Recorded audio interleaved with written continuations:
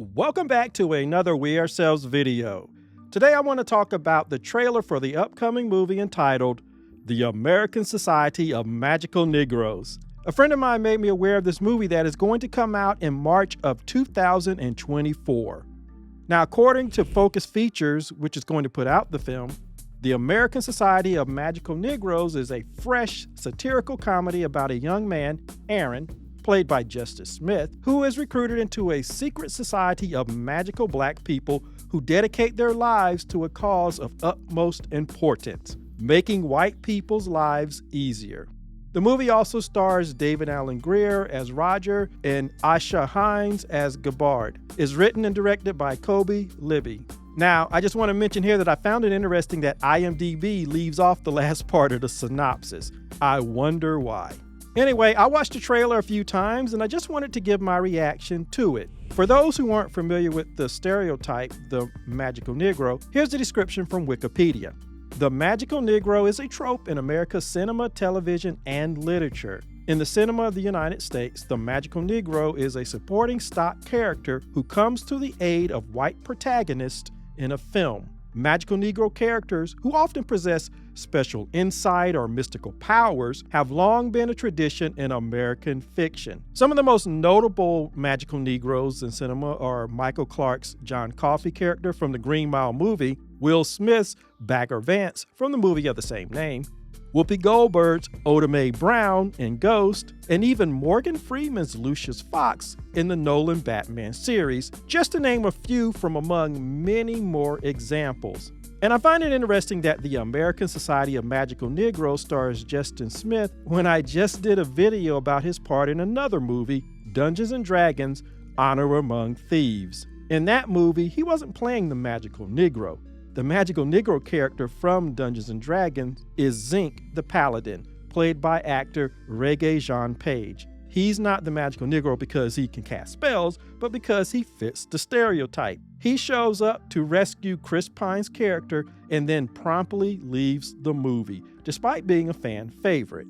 Justice Smith, in Honor Among Thieves, was playing Simon the Sorcerer. Literally, he had magic, but portrayed a different, updated trope of the black bachelor that never wins. And I talked about this trope in relation to black men in movies and TV series, which stars Caucasian female protagonists, and the black male sidekicks always try to hook up with them, even though the Caucasian female characters aren't remotely interested in them romantically, and is in fact trying to focus on the mission.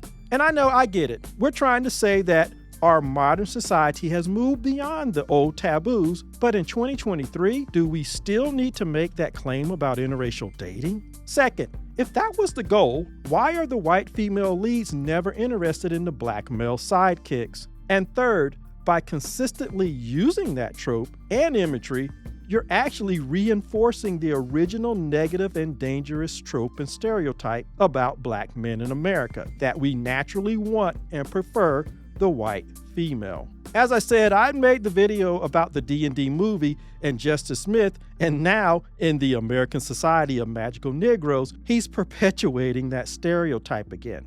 I know his co-star, Ann Lee Bogan, prefers her heritage to remain ambiguous, but she presents as white to me and is meant for the white guy in the movie. Yet Smith's character is willing to sacrifice his position just to be with her. The movie obviously is taking a look at the magical Negro trope through satire and humor, and that's an important subject to discuss, particularly the very sensitive topic of some Americans, white or otherwise, feeling that black Americans literally exist to make them feel better and to uncritically support their concerns and causes, even to the detriment of our own community and people. But just looking at the trailer, it's using comedy and satire to poke fun at one trope as a way to engage in social commentary, which is good, while openly playing up the other trope. But there's something else that this trailer mentions that I consider a more insidious and underlying concept. It's the idea that even though these magical Negroes are literally magical, the only use of their powers is to make Caucasian people feel at ease, because if they don't, if the magical Negroes don't, and Caucasian people begin to feel uncomfortable, that in turn put black people in danger. So in other words, our power is literally no power to protect ourselves. This idea is a really harmful thing to either implicitly or explicitly say in this movie, because that has been the message about Black Americans in so many of Hollywood's films. That's why I shake my head when I hear certain elements within genre fandoms complain that they hate all the political messaging and agendas in current movies. Or they ask, well, why can't movies just go back to the way they were before Hollywood had all these agendas? Newsflash, people, Hollywood has always had agendas in its movies, particularly anti-Black agendas. From the very foundation, some of Hollywood's most hardline agendas, propaganda, and negative stereotypes have been aimed at the Black community. After all, that's where we get all of these harmful tropes and negative stereotypes for Black men and Black women. That's one of the reasons why I will not go to see Aquaman and the Lost Kingdom. You have Yahya Abdul-Mateen, a Black man, playing a villain named Black Manta. He gets his hands on the dreaded Black Trident, a phallic symbol, by the way, and the most evil version of the tridents. And now he's threatening the very existence of everyone? Seriously? This is straight racial fear-mongering that they literally spared no expense to produce. Spared no expense. And it doesn't help that the Black Manta actor called this clown work. I don't care how nuanced he tries to make his character, the message is an age-old dangerous idea about Black people, particularly Black men. And so I don't plan to see that movie. But I also find it interesting, according to the trailer for the American Society of Magical Negroes, even though Smith's character is falling for this woman, he's violating the laws and will lose his memory and power. The very thing that gives him his power doesn't want him to be with her.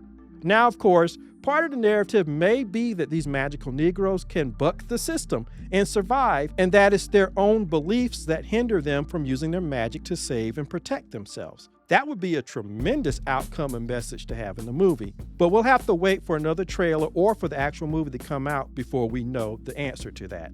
That being said, what is implied in the trailer reminds me, ironically, of another movie, Hancock, which I saw exactly one time for a whole host of very troubling reasons. In Hancock, Will Smith, no relation to Justice Smith, is damn near a god, but the one thing that he could not do as a god was hook up with the goddess, the Caucasian woman. In fact, the entire universe was against it, and the closer they tried to get to each other, the more power they would lose and even die, even though he and she were gods. Also in the movie, regular mortal men in the 1920s, I believe, were able to nearly beat Hancock to death or beat him so bad that he lost his memory. Hancock's role and purpose with all his godlike powers was to be a guardian of society, a society represented by this nuclear white family. In fact, Jason Bateman's character, a total loser in his own professional and social group, was still more than good enough to help Hancock. And Jason Bateman literally gets the goddess, the white woman, and have a life and a family. Hancock's purpose is reduced to remaining on the frontier, on the edges of society, so to speak, and protect that white family unit. I had so many problems with that movie, and here we are with Justice Smith, a magical Negro with real magical powers who can't get with the white-presenting woman, or the very power of the universe will strip his powers and memory away from him. And what is this about the Black men always losing their memory in these movies?